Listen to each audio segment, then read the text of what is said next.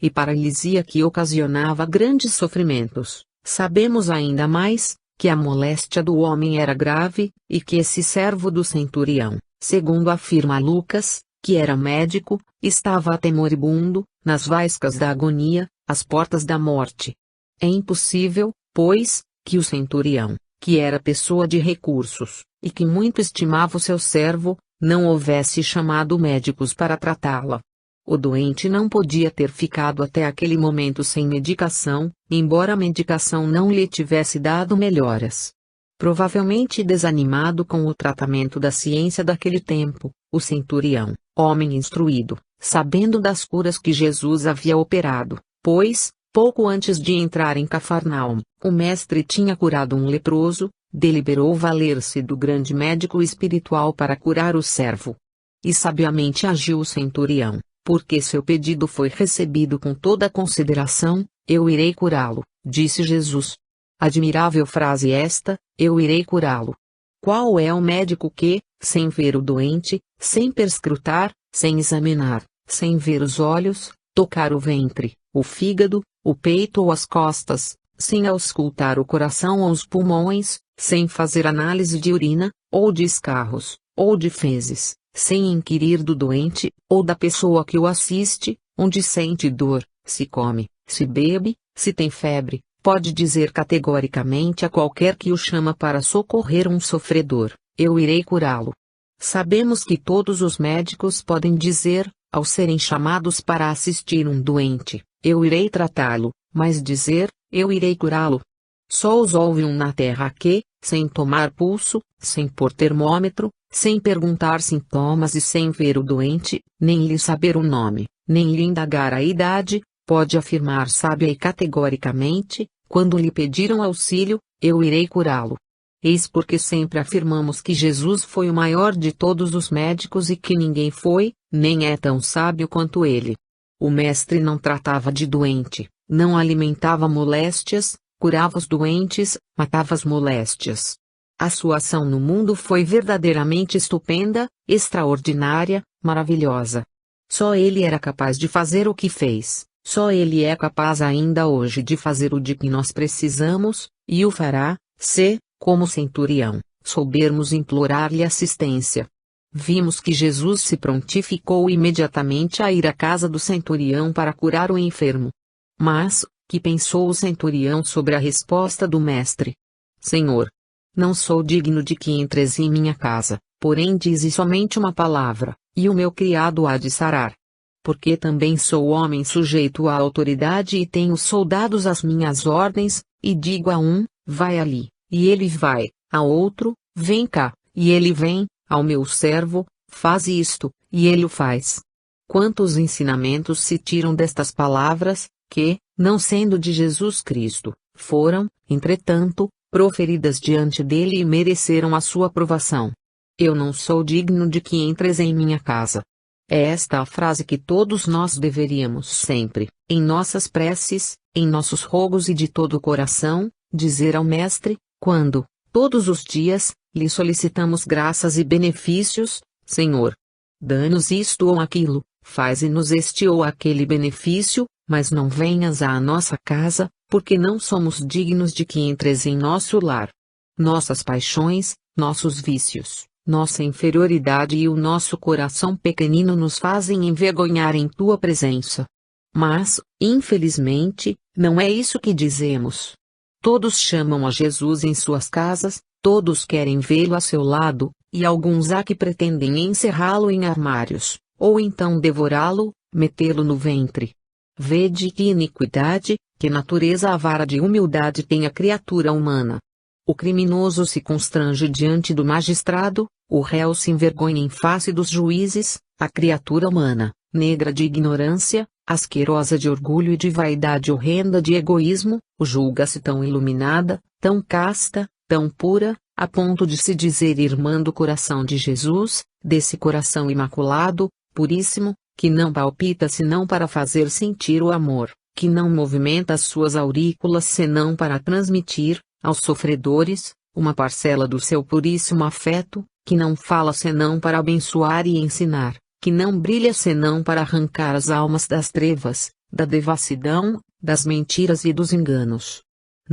Não era preciso que o Espírito Puríssimo entrasse em casa do centurião para que o servo desse comandante ficasse livre da enfermidade, assim como não era preciso que o centurião fosse pessoalmente abrir as portas do cárcere para libertar dele um prisioneiro que desejasse soltar. Também eu sou um homem sujeito à autoridade, Senhor, não é só tu que estás sob o domínio da autoridade, eu também o estou, com a diferença de que a minha autoridade é da terra e a tua é do céu.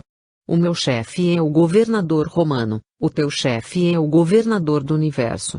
Mas, apesar disso, eu tenho soldados à minha disposição, assim como também sei que tu tens legiões de espíritos santificados pela tua palavra, que estão sob o teu domínio. Eu digo a um dos meus soldados, vai para lá, e ele vai, a outro, vem para cá, e ele vem, a outro, faz isto ou aquilo, e ele o faz. Tu, pela mesma forma, mandas na tua milícia, teus soldados e teus servos fazem tudo o que tu ordenas, assim como os meus fazem tudo quanto eu ordeno. Dize só uma palavra, e o meu criado há de sarar, porque eu também, quando quero fazer qualquer coisa, seja prender um turbulento ou libertar um prisioneiro, digo só uma palavra, são cumpridas imediatamente as minhas ordens. E Jesus, maravilhado ante a fé que amparava o centurião, cheio de alegria diante das palavras do soldado romano, vira-se para seus discípulos e lhes diz: em verdade vos afirmo, que nem mesmo em Israel achei tamanha fé. A luz não foi feita senão para iluminar, assim como a verdade para libertar, a esperança para consolar e animar, a caridade para amparar e purificar, e a sabedoria para guiar e engrandecer. Todas estas virtudes, todos estes dons celestiais, que enchem a criatura de bem-estar e de paz, são raios coloridos de um mesmo sol, são reflexos multicores de uma mesma estrela, que orienta os povos, que encaminha as nações, que eleva a dignidade humana, e cujas luzes penetram no coração, sobem ao cérebro e se expandem na alma.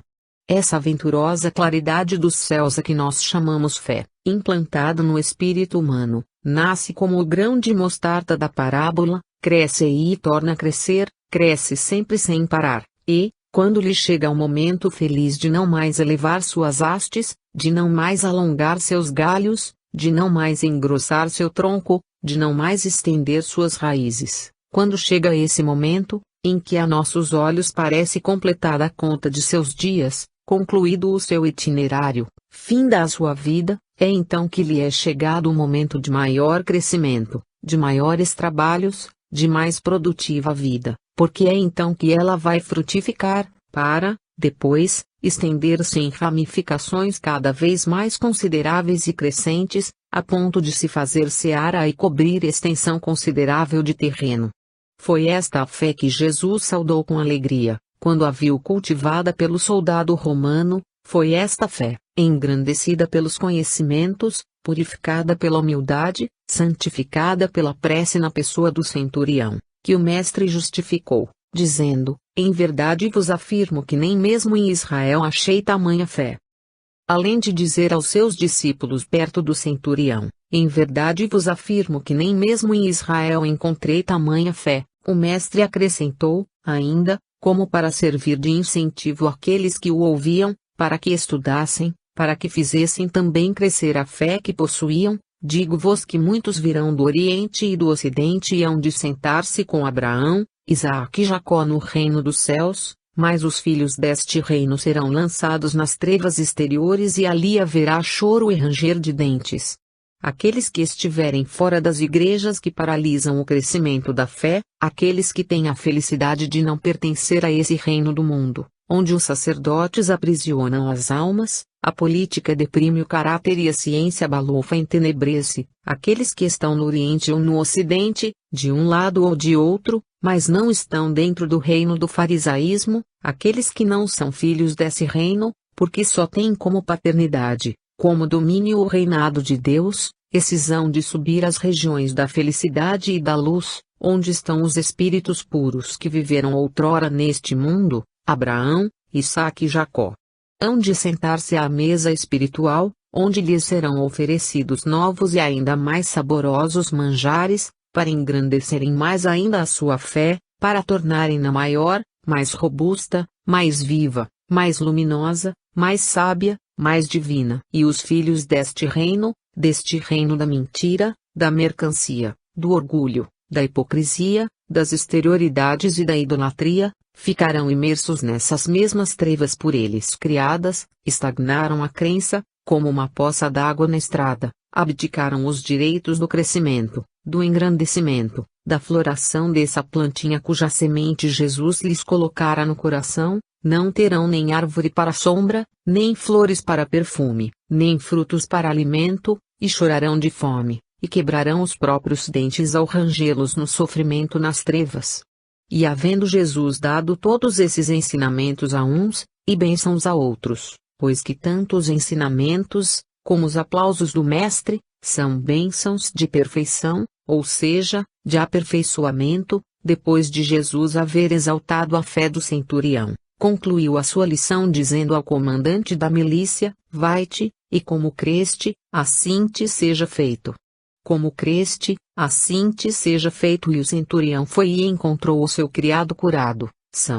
Como creu o centurião?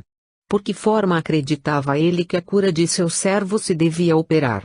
Naturalmente que, com a autorização e a mandado de Jesus, alguns dos espíritos que acompanhavam o Mestre, na sua missão, iriam à casa do centurião e a cura se operaria. Porque, como disse ele ao Nazareno, não precisas vir à minha casa, Senhor, mas com uma palavra tua meu servo há de sarar, pela mesma forma que com uma palavra minha, os prisioneiros são postos em liberdade. Foi assim que o centurião creu, e foi assim que seu servo foi curado, e assim foi que Jesus afirmou ter ele de sarar, quando disse: como creste, assim te seja feito. As duas mortes. Vendo Jesus uma multidão em redor de si, mandou passar para a outra margem do lago. E chegou um escriba e disse-lhe: Mestre, seguir-te-ei para onde quer que fores. Respondeu-lhe Jesus: as raposas têm seus covis, e as aves dos seus pousos, mas o Filho do Homem não tem onde reclinar a cabeça. E um outro discípulo disse-lhe: Senhor, deixa-me ir primeiro enterrar meu pai. Porém Jesus respondeu-lhe: segue-me, e deixa que os mortos enterrem os seus mortos. Mateus 8, 18-22. Existem duas vidas, devem consequentemente existir duas mortes, a morte concreta e a morte abstrata. Quando o homem morre, os membros se lhe enrijecem, seu calor desaparece, suas células se multiplicam e se avolumam, a putrefação anuncia a desagregação molecular e a personalidade desfigurada desaparece nas voragens do túmulo. Quando a alma morre, é o senso moral que se enrijece, e o frio da descrença caracteriza o cadáver, são as más paixões que denunciam a decomposição do indivíduo e ei-lo, sepulcro ambulante, em trânsito pelas necrópolis dos vícios, ostentando suntuoso mausoléu. A alma morta em corpo vivo, porque, assim como o corpo sem alma é morto, o espírito sem a fé que vivifica e felicita é um ser inerte como um cadáver. O corpo morto tem olhos e não vê, tem ouvidos e não ouve, tem boca e não fala, tem cérebro e não raciocina, tem braços e não se move, tem pernas e não anda, tem nariz e não cheira, o tato desaparece e até o coração, o fígado, o estômago, os intestinos, que produzem trabalho mecânico, jazem quedos, inertes, glaciais. A alma, quando morta, também perde a sensação e a percepção, não pensa, não sente a vida, não percebe a moral, nenhum som, nenhuma cor, nenhum perfume, nenhum ato generoso, nenhuma ação divina consegue despertar esse Lázaro encerrado em sepulcro de carne. Como é terrível a morte da alma! Mais estranha e penosa coisa é a morte da alma que a morte do corpo. A morte do corpo é a libertação do espírito, a morte da alma é a sua escravidão ao serviço da carne. A morte do corpo e a morte da alma. Glorioso é o dia da morte do corpo para os espíritos que vivem, terrível é o dia da morte do corpo para os espíritos mortos. Entretanto, para uns, como para outros, a ressurreição, aqueles ressurgem para a glória e estes para a condenação, Daí a proposição de ficarem os mortos incumbidos do enterro dos seus mortos. Existem duas mortes: a morte concreta, que destrói a personalidade, o corpo, a figura aparente do eu, e a morte abstrata, que adormece, desfigura, deprime a individualidade, o ser que prevalece na vida eterna. A morte do corpo, para a alma morta, é o arrebatamento do indivíduo que fica forçado a aliar-se de todos os bens da terra, de todos os gozos mundanos e até dos seres que o cercavam na vida do mundo. A morte da alma é a abstração de tudo o que interessa à vida imortal, é a ausência de todos os bens incorruptíveis, é o desconhecimento da divindade, é a pobreza dos sentimentos nobres, do caráter, da virtude. Existem duas vidas, existem duas mortes, existem duas estradas, duas portas, existem dois senhores. Sigamos o Senhor do céu e deixemos que os mortos enterrem os seus mortos. A tempestade acalmada.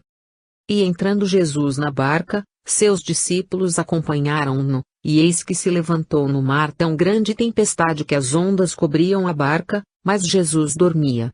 Os discípulos, aproximando-se, acordaram-no dizendo: Salva-nos, Senhor, que perecemos. Ele lhes disse: Por que temeis, homens de pouca fé? Então erguendo-se, repreendeu os ventos e o mar, e fez-se grande bonança. E todos se maravilharam dizendo: Que homem é este, que até o mar e os ventos lhe obedecem? Mateus 8, 23 a 27. A autoridade de Jesus é verdadeiramente universal. Espírito superior que preside os destinos do nosso planeta, conhece-lhe a natureza, bem como a atmosfera que o circunscreve, assim como os espíritos que atuam nos elementos, é sabedor, portanto, de que todos os fenômenos sísmicos e atmosféricos são dirigidos por seres inteligentes encarregados das manifestações da natureza.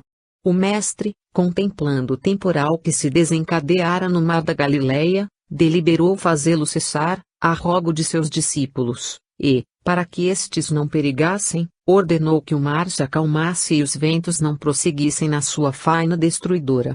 Está claro que Jesus não se dirigiu ao mar e aos ventos, mas, sim, aos espíritos que agitavam a atmosfera e encapelavam as águas. O vento e o mar não poderiam compreender, para obedecer às ordens do Mestre. Esses fenômenos obedecem sempre a uma causa e Jesus, atuando sobre a causa, fez cessar o efeito. Ensina, também, esta passagem, que com a fé em Jesus podemos, se lhe rogarmos, obter a calma nas tempestades da vida. A nova revelação, com seus fatos maravilhosos, vem pôr-nos a par de tantas coisas que a ignorância humana considerava milagres, mas que não são mais que produtos ou resultados da ação de espíritos que, em redor de nós, trabalham constantemente. O maior profeta ipse et Elias que venturus est. Mateus 11, 14. O maior profeta precede o maior enviado, aquele é a voz, este a ação, um clama, exorta, previne, outro aplaina vales, arrasa montes, derriba árvores, e, em sua passagem pela terra, deixa um caminho firme, vasto, imenso, luminoso, que se eleva à morada eterna do Pai. João batiza com água os arrependidos, para apagar neles as nódoas dos eleitos. Jesus, com fogo, destrói e calcina as doutrinas humanas que lhes obscurecem as almas. Se aquele limpa, o outro alveja, para que o Espírito de Deus reflita neles o amor de Deus e do próximo, que resume a lei e os profetas.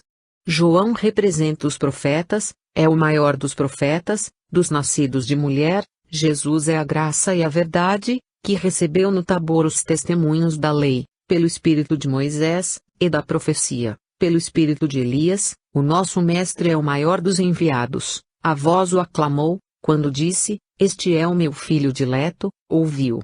Todas as vozes do Pai Celeste deram testemunho do Nazareno, a lei, a profecia, a graça e a verdade. De fato, ele é o Filho unigênito de Deus em sabedoria e amor.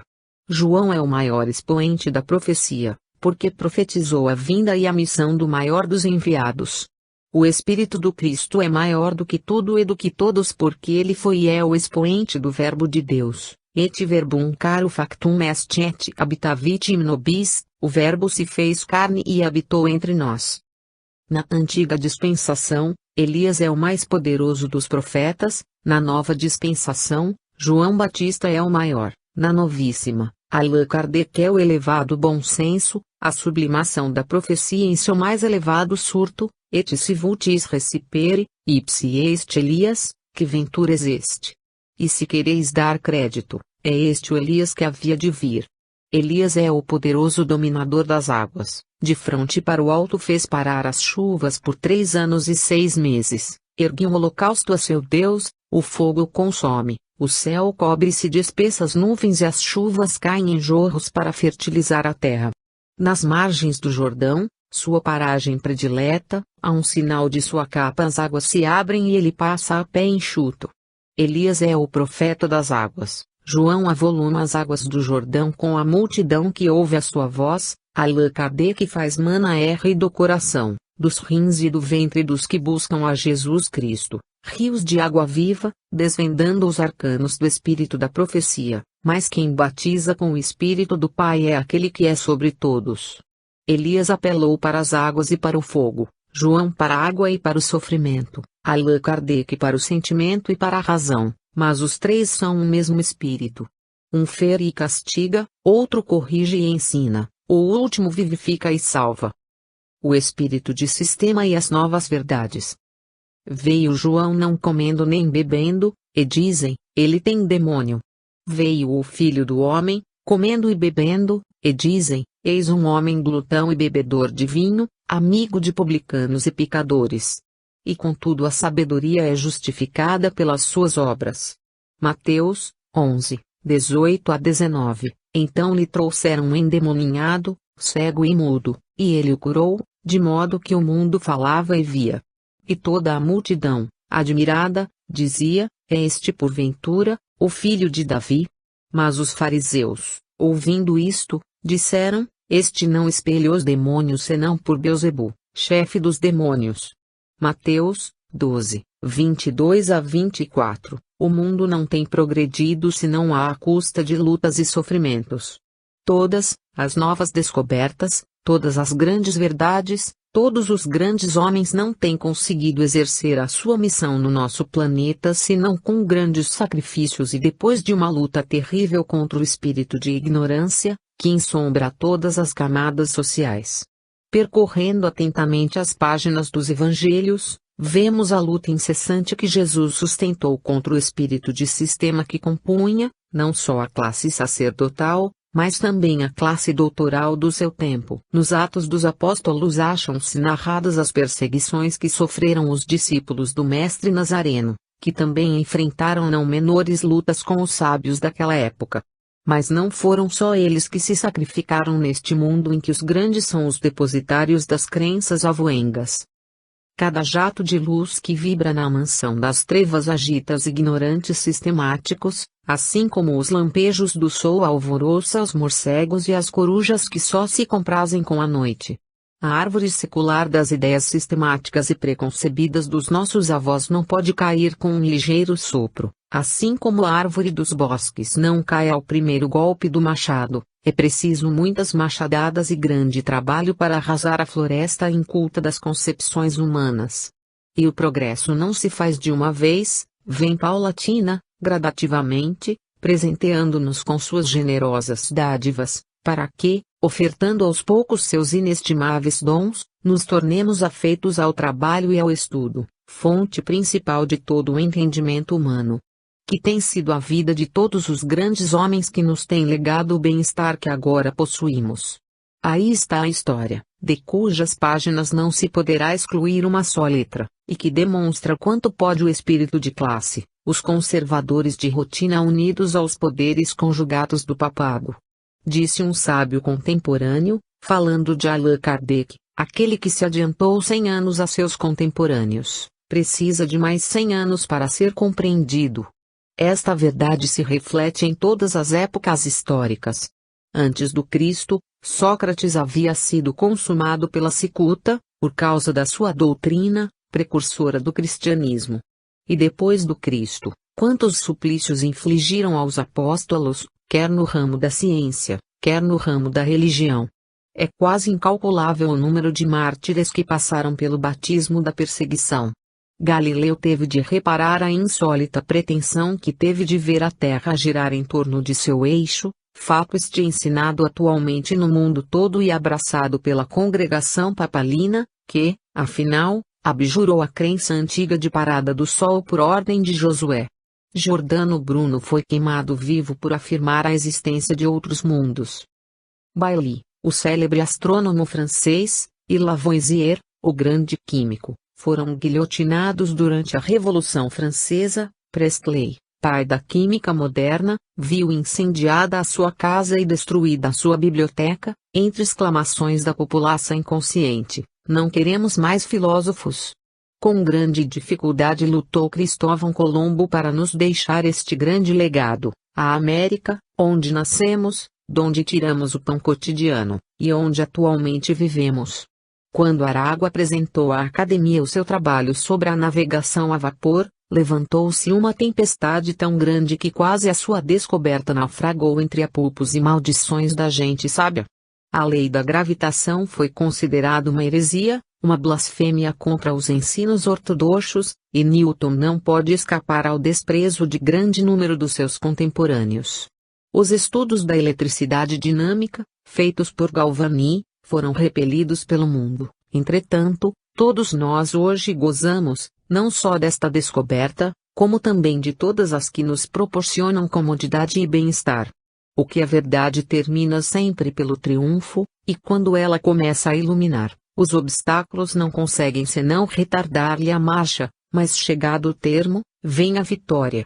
Quanto tempo levou em lutas o magnetismo, antes que os sábios lhe abrissem as portas das academias? Mas os fatos se impunham e a verdade conseguiu triunfar na luta que lhe moviam seus perseguidores. Pois bem, todas essas lutas, essas perseguições, esses trabalhos que sofreram as grandes verdades e seus defensores, se têm repetido em relação ao Espiritismo e aos seus seguidores. Uns acoimam-no de diabólico, outros dizem que lhe produz loucura, outros que é contrário à religião. São as 1000 bocas da ignorância falando do que não estudaram. São as investidas do espírito de sistema contra as novas ideias, que vêm desenraizar erros, decepar a árvore secular da ignorância, causa de todos os sofrimentos na Terra. Enfim, o mundo não se transforma sem lutas, é da luta que vem a vitória e, então, a verdade aparece. Nos tempos antigos, como hoje, a luz não pode ser trevas. O argumento demoníaco está ainda muito valorizado pelos sectários.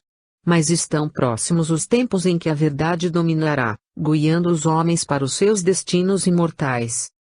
O sábado e o templo. Naquele tempo, em uma sábado, passou Jesus pelas searas, e seus discípulos, tendo fome, começaram a colher espigas e a comer. Os fariseus, vendo isto, disseram-lhe: os teus discípulos estão fazendo o que não é lícito fazer nos sábados. Ele, porém, lhes disse: não lestes o que fez Davi, quando ele e seus companheiros tiveram fome? Como entrou na casa de Deus e como eles comeram os pães da proposição, os quais não lhe era lícito comer, nem aos seus companheiros, mas somente aos sacerdotes. Ou não lestes na lei que, aos sábados os sacerdotes no templo violam o sábado e ficam sem culpa? Digo-vos, porém, aqui está quem é maior que o templo. Mas se vós tivesseis conhecido o que significa, misericórdia quero e não holocaustos, não teríeis condenado os inocentes, porque o Filho do Homem é Senhor do sábado. Mateus 12, 1-8, que é o sábado. Um dia convencional para designar o sétimo da mana. Que é o templo. Uma casa feita por mãos humanas onde se os sectários de uma crença. Se subirmos algumas centenas de léguas num balão, onde ficou o templo? Onde está a grandeza do templo? Se nos elevarmos algumas milhas no espaço, onde está o sábado? Onde estão os 7 dias da semana? Onde está o dia? Onde está a noite? Que é a noite? Todo o hemisfério está banhado de luz e nas alturas tudo é luz. O sábado, como templo, pertence à terra. Aquele que é da terra, só trata das coisas da terra, do sábado, do templo, do dia, da noite, porque não conhece as coisas do mundo espiritual. A religião da terra consiste em holocaustos e sacrifícios, mas nem uns nem outros pertencem à religião do céu. Misericórdia quero e não sacrifício, sem preocupações estéreis com espigas que se possam colher em dias de sábado, ou de quaisquer pães de proposição que haja nos templos. Jesus é maior que o templo. O discípulo não deve ser maior, mas deve ser como o mestre. O discípulo de Jesus é maior que o templo. Jesus é Senhor do sábado, o discípulo de Jesus é Senhor do sábado. O sábado foi feito para o homem, e não o homem para o sábado. O sábado fica na terra, a alma sobe para o céu. O templo. Caem as chuvas, sopram os ventos e é grande a ruína daquela casa. O espírito. Quanto mais sopram os ventos, mais o espírito se eleva, quanto mais descem as chuvas, mais para o alto se dirigem as almas. Formal desprezo manifesta o mestre para com o templo, aqui está quem é maior do que o templo. Coisa secundária é o sábado, o Filho do Homem é Senhor do sábado. Sábado, templo, sacerdotes, holocaustos e sacrifícios, não fazem parte da religião de Deus, são preceitos e formalidades humanas que desaparecem ao rugir da tempestade e ao correr do tempo. O ensino da religião. Todo escriba instruído no reino dos céus é semelhante a um pai de família, que do seu tesouro tira coisas novas e velhas.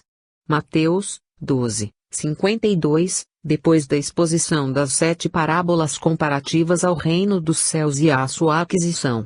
Jesus, para melhor gravar no ânimo de seus discípulos a necessidade do estudo de toda a religião e de toda a filosofia em suas fases evolutivas do saber humano, comparou todos os fatos e teorias que deles ressaltam e a história registra com um tesouro, que um pai de família possui onde existem moedas velhas e moedas novas, bens antigos, mas de valor, e bens de aquisição recente, constituindo todos o mesmo tesouro.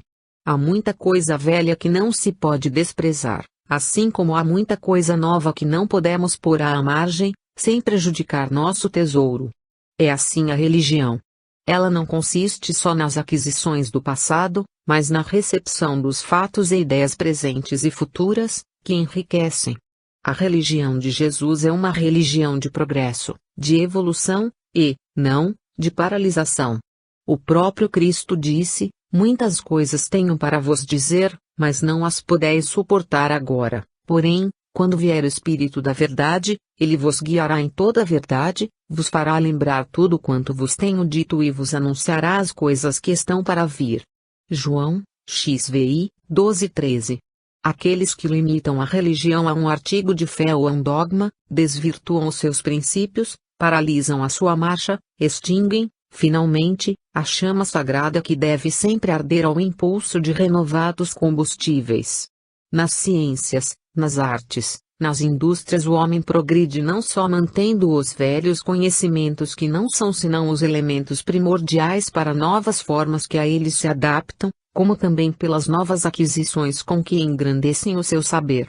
O mesmo se dá na religião.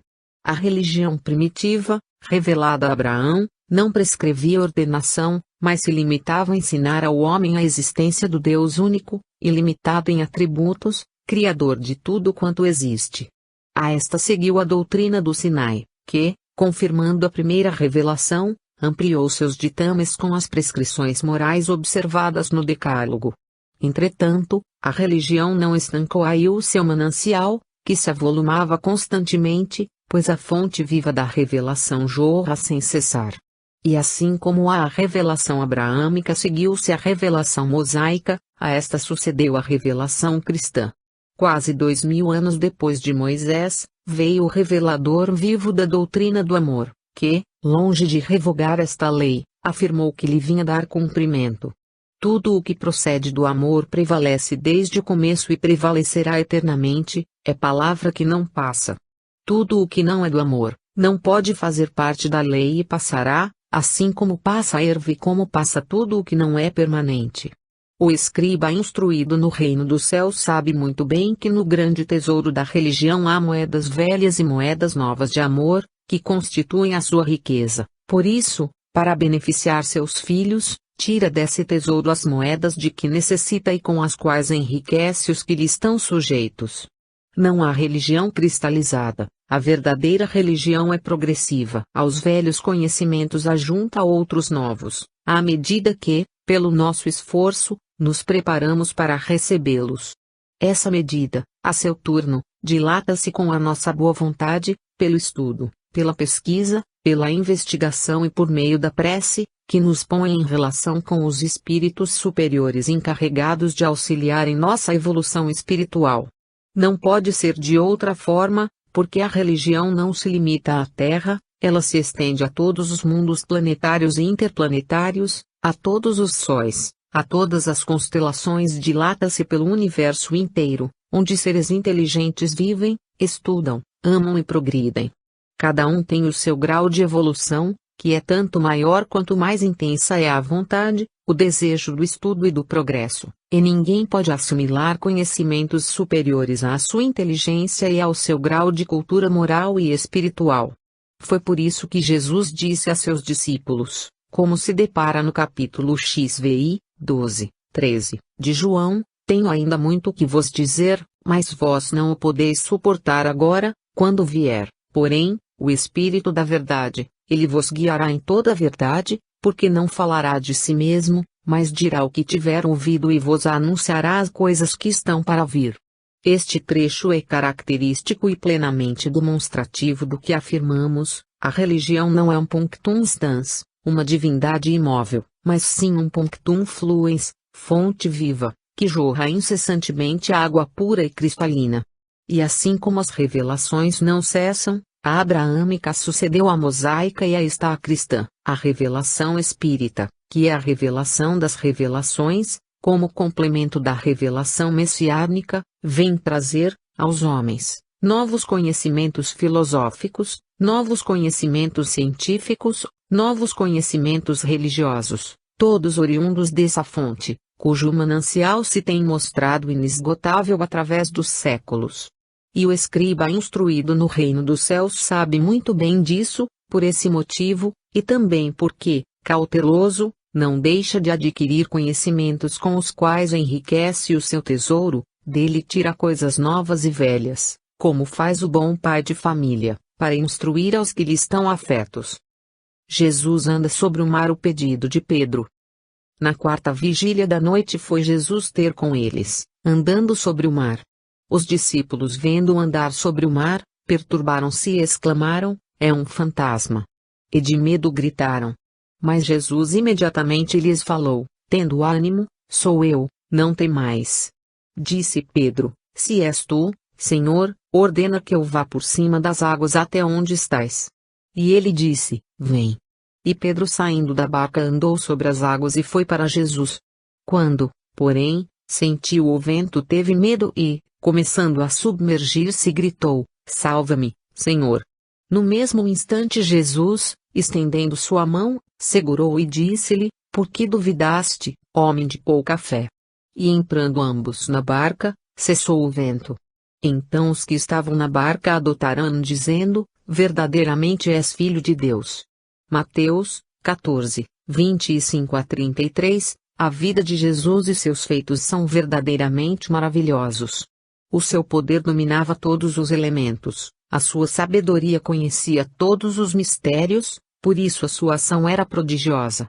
Médium divino que resumiu todos os dons e conversava com todos os grandes profetas do além que o seguiam em sua missão e o auxiliavam. Ele caminha por sobre o mar a pés enxutos, de acordo com a lei da levitação dos corpos que o Espiritismo ensina e explica atualmente. Seus discípulos, vendo-o caminhar sobre as águas, e como era noite, não o conheceram distintamente, julgando tratar-se da aparição de algum espírito, fato que parece, tinham já observado várias vezes, dado o temor que lhes sobreveio e sua exclamação: é um fantasma.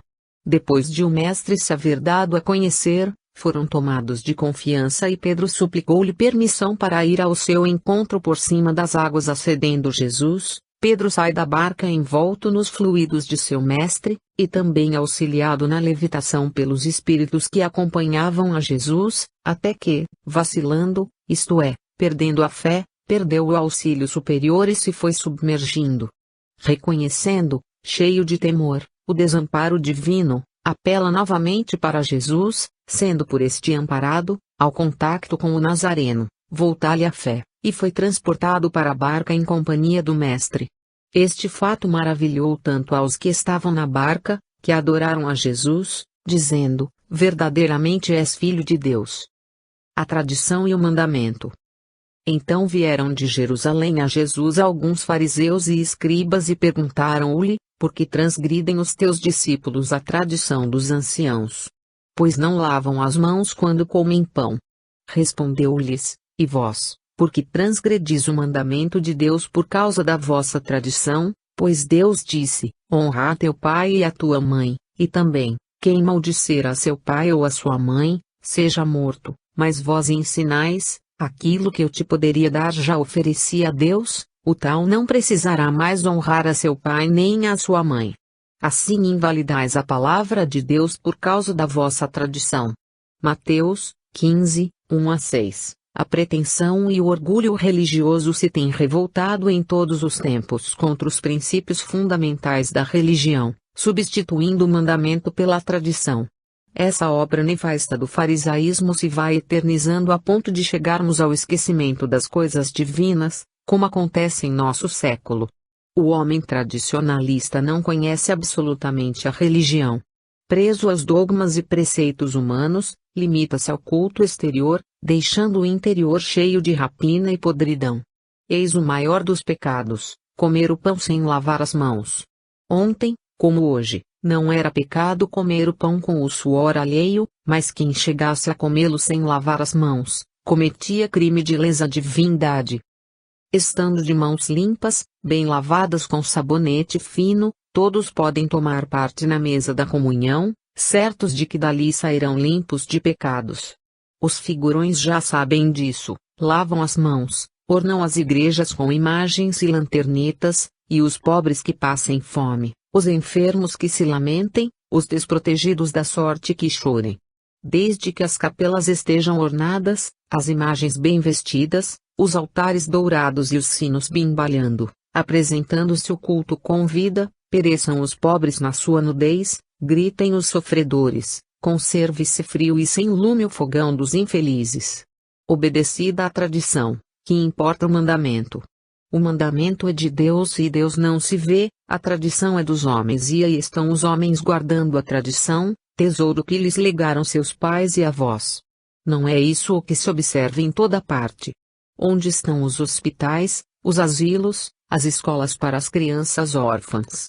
E aqueles que ainda se veem, com que descaso são mantidos, e como são dirigidos? Não há dúvidas de que há absoluta paridade entre a época atual e aquela em que Jesus veio ao mundo. Os mesmos escribas e fariseus de outrora se manifestam hoje, e de modo, parece, ainda mais impretérito que os de então. Em todas as classes sociais a perversão de caráter se salienta de maneira tão nojenta que é preciso andar no mundo sem ser do mundo, para se poder fazer alguma coisa em proveito próprio. Fariseus surgem de todos os lados com perguntas insidiosas, escribas pervertidos desnaturam a missão da imprensa, falsos profetas e obreiros fraudulentos especulam com as coisas mais santas, levando a confusão aos lares e às sociedades. Decididamente não se vê mais que tradição, mãos lavadas.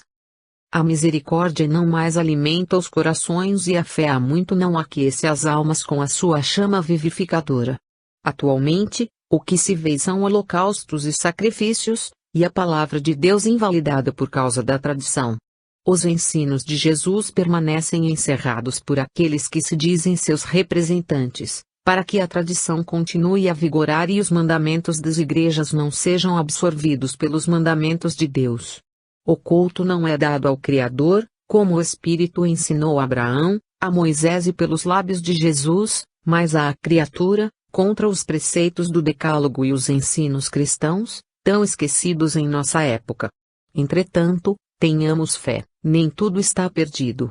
Quando o sol se esconde no poente e a terra é envolvida no manto de trevas, tudo parece caos, confusão, mas, daí a pouco surge a alvorada e o mesmo sol ilumina o mundo e dá-lhe vida. Tenhamos fé, a uma época de miséria sucede outra de fartura, assim como as 6 vacas gordas sucederam às magras, e as espigas bem granadas vieram substituir as xoxas. Exame das religiões. Este povo honra-me com os lábios, mas o seu coração está longe de mim. Adoram-me, porém, em vão, ensinando doutrinas que são preceitos de homens. Mateus 15, 8-9. A religião não consiste num amálgama de dogmas e na proclamação de mistérios. A religião é parte da verdade, que se concede aos que a procuram e lhes é dada de acordo com o seu grau de elevação moral. O conhecimento da religião cresce nas almas, na proporção do progresso moral e espiritual de cada uma. Como acontece com a aquisição de quaisquer ramificações do saber, a religião não prescinde do estudo, da análise, do livre exame. Paulo, doutor dos gentios, aconselhava seus ouvintes, para a obtenção do conhecimento da religião, o exame nítido, racional, inteligente de todas as escrituras, por esse meio chegariam ao conhecimento da verdade. Examinar tudo, mas abraçai só o que for bom, e teis, v. 21. Pedro remata sua epístola universal com a bem significativa sentença: crescei no conhecimento e na graça de N.S. Jesus Cristo. E Pedro, 3, 18, João diz peremptoriamente numa das suas cartas, condenando a ignorância: Deus é a luz, se dissermos que temos comunhão com Ele e andarmos em trevas, mentimos e não praticamos a verdade. E João, 56, Tiago não é menos categórico, quando pretende avivar-nos sobre as tentações e provações, lembrando-nos suas causas e efeitos. A fortaleza deve completar a sua obra para que sejais perfeitos e completos, não faltando em coisa alguma.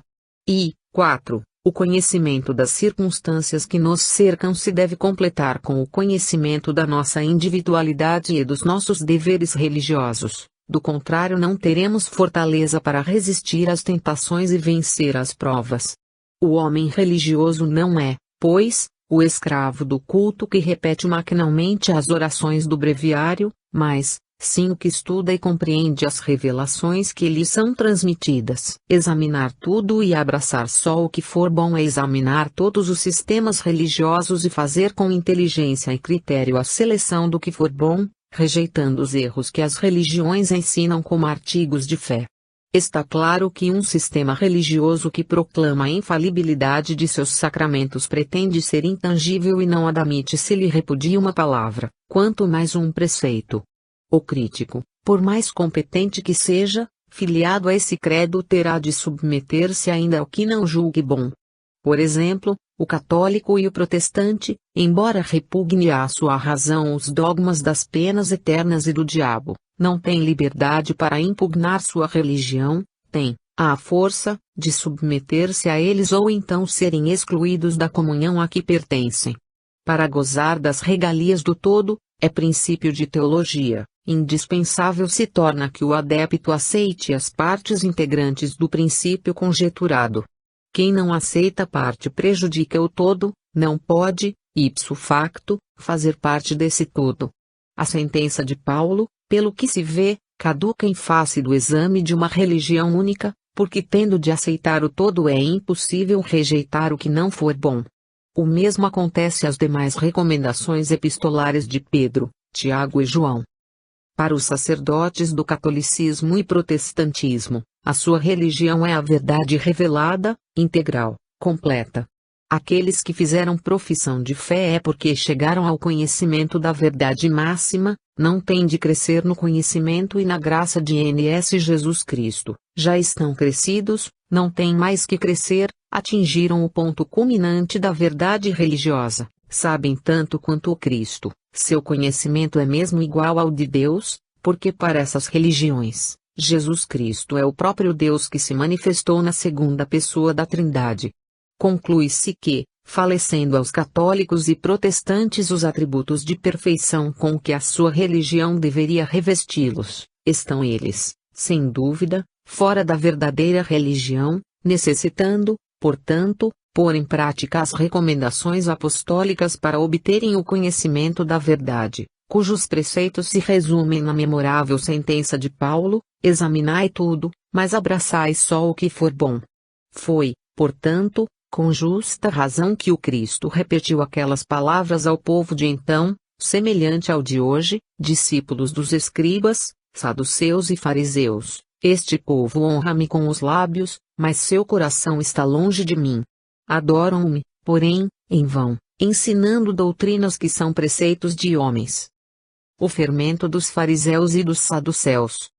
Quando os discípulos passaram para o outro lado, esqueceram-se de levar pão. Disse-lhes Jesus: olhai e guardai-vos do fermento dos fariseus e dos saduceus. Eles, porém, discorriam entre si, dizendo: é porque não trouxemos pão. Jesus, percebendo-o, prosseguiu: porque estáis discorrendo entre vós, por não terdes pão, homens de pouca fé? Não compreendeis ainda, nem vos lembrais dos 5 pães para 5.000 homens e de quantos cestos levastes? Nem dos 7 pães para 4.000, e de quantas alcofas levantastes? Como não compreendeis que não vos falei a respeito de pão?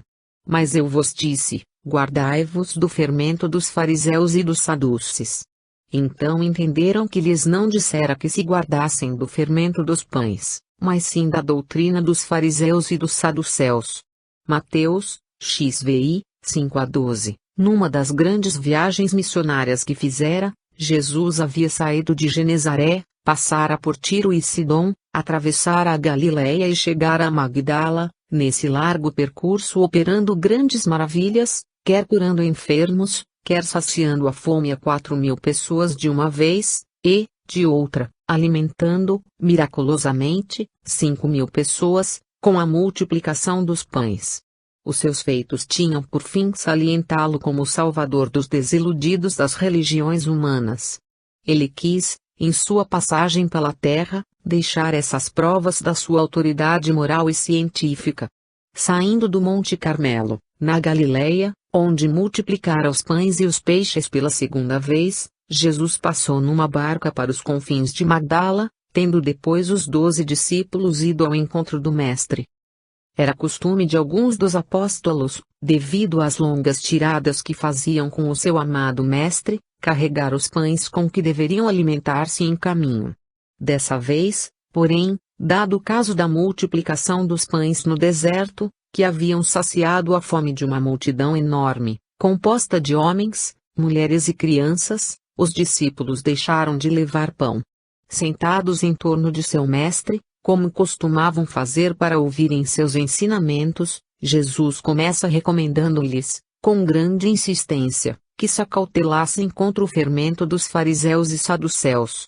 Não compreendiam eles, porém, o que queria dizer aquela expressão, fermento dos fariseus e dos saduceus. Julgavam que o Senhor os censurara por não terem levado o pão. Por haver Jesus empregado a palavra fermento, julgavam eles tratar-se de pão, porque para a panificação é necessário fermento. Então lhes diz Jesus: não compreendeis que não vos falo de pão, nem vos censuro por não terdes trazido pão? Pois acabastes de ver como fiz aparecer pães para 4.000 pessoas e sobraram muitos cestos e pedaços. Eu, que já fiz isso a uma enorme multidão, não poderei fazer o mesmo no momento em que sentirdes fome e vos seja preciso comer pão. Homens de pouca fé, de rude compreensão, porque estáis discorrendo inutilmente. Porque pensais só no pão da terra, que vós comeis mais dentro de poucas horas, sentis de novo a necessidade de comer.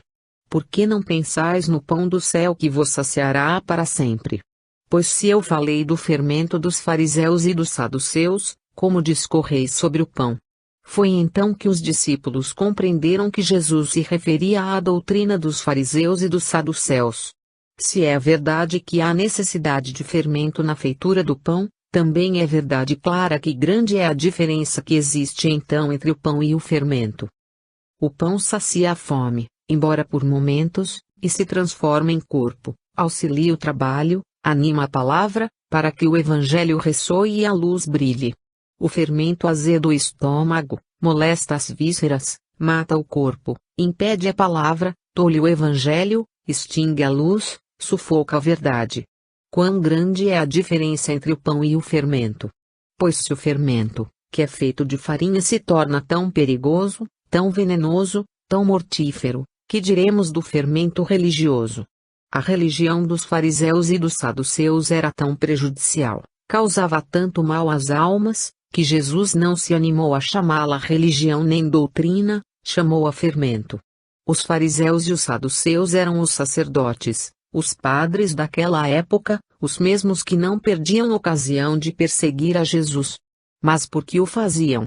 Porque Jesus ensinava ao povo a religião de Deus e dizia abertamente que o que os sacerdotes ensinavam não era religião nem doutrina, era fermento. Fermento de dogmas, fermento de sacramentos, fermentos de orações, fermento de cultos, fermento de cerimônias, fermento de procissões, fermento de imagens, e todos esses fermentos juntos envenenavam as almas por tal forma, que ninguém podia conseguir a salvação. Jesus veio salvar o homem da dor e o único meio era aplicar o remédio para a salvação do homem. Jesus veio salvar o homem do naufrágio, havia de fazer que ele abandonasse a barca apodrecida que tinha os cascos carcomidos e estava naufragando com a tripulação. A religião não consiste em dogmas, nem em cultos exteriores, isto não passa de fermento religioso. Guardar-se do fermento dos fariseus e dos saduceus é a sábia precaução recomendada por Jesus. Cuidado com os fermentos que, com inscrições atraentes de religião, prejudicam os homens. Cuidado com o fermento dos padres e dos pastores. Religião é fé e misericórdia. Imortalidade e religião. Indo Jesus para as bandas de Cesareia de Filipo, perguntou a seus discípulos: quem diz o povo ser o Filho do Homem? Responderam: uns dizem, João Batista, outros, Elias, e outros, Jeremias, ou algum dos profetas. Mas vós, continuou ele, quem dizeis que sou eu? Respondeu Simão Pedro: tu és o Cristo, o Filho do Deus vivo. Disse-lhe Jesus: bem-aventurado és Simão Bar-Jonas, porque não foi a carne e o sangue quem tu revelou, mas meu Pai que está nos céus. Também eu te digo que tu és Pedro, e sobre esta pedra edificarei a minha igreja, e as portas do Hades não prevalecerão contra ela. Dar-te-ei as chaves do reino dos céus, o que ligares sobre a terra será ligado nos céus, o que desligares sobre a terra, será desligado nos céus. Então ordenou a seus discípulos que a ninguém dissessem que ele era o Cristo. Mateus, capitão XVI, 13-20. A religião está para a imortalidade como o corpo, para a alma. Não há corpo sem alma, nem pode haver religião sem imortalidade. Por isso todas as religiões que em vez de acoroçoarem, agridem e negam os fenômenos, os efeitos da imortalidade, não passam de espectros, de fantasmas cobertos com o manto da religião, mas que, na verdade, são sombras de misticismo que se esvaem aos primeiros clarões da verdade. Um corpo sem alma é morto, uma religião sem imortalidade é cadáver embalsamado, que hoje ou amanhã será inumado. A religião é um corpo vivo de ação permanente em que o cérebro e o coração proclamam as grandezas da imortalidade. A religião é a grande reveladora da vida na eternidade. A religião é a reveladora, a imortalidade é a revelação. Nascidas juntas, uma completa a outra. A revelação é a pedra sobre a qual edificou Cristo a sua igreja, superanque Petram edificado ecclesia meiam. A imortalidade é a revelação. A religião de Jesus em tempo algum será destruída, porque disse o Mestre e Senhor, minha palavra não passará. Mateus, v. 18, donec transeat coelum et terra, iotanum, autionus apex non praeteribit allege, donec omnifiante. Vulgata, a religião de Jesus tem o seu fundamento na imortalidade, a sua palavra é de vida eterna. As religiões do mundo são produtos dos concílios e propriedades dos padres. A religião de Jesus Cristo nasceu da revelação, criou-se na revelação, vive e viverá animada pelos influxos vivificantes da revelação. A revelação é a sua luz, o seu calor, a sua vida, por isso ela tem permanecido e permanecerá por todos os séculos dos séculos. Não há religião sem imortalidade, nem imortalidade sem religião. A verdadeira religião tem obrigação de demonstrar a imortalidade, porque a imortalidade é a sua base inabalável. Assim como o corpo externa e proclama a existência da alma que lhe dá a vida, assim como as sombras se manifestam nos ares e os deuses descem à terra para responder aos apelos de imortalidade, que lhes fazem os homens, a religião há de aceitar, há de referendar, há de incutir, há de propagar a verdade das